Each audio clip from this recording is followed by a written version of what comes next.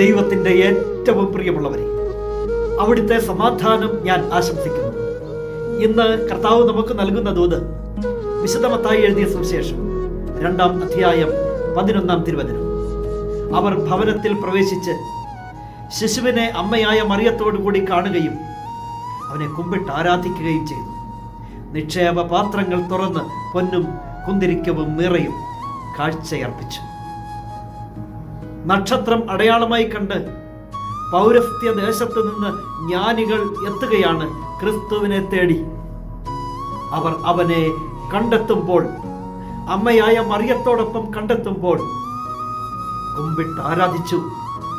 നിക്ഷേപ പാത്രങ്ങൾ തുറന്ന് പൊന്നും കുന്തിരിക്കവും നിറയും കാഴ്ചയർപ്പിച്ചു.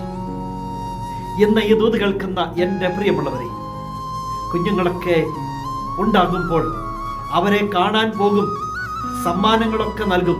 എന്നാൽ ആ കുഞ്ഞിനെ ആരും ആരാധിക്കാറില്ല.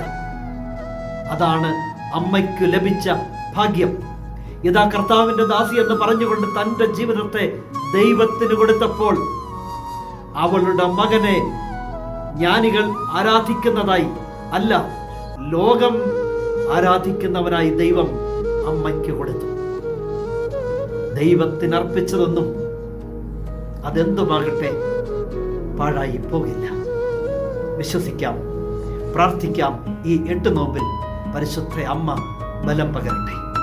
കരുണാമയനായ ദൈവം നമ്മെ എല്ലാവരെയും സമൃദ്ധിയായി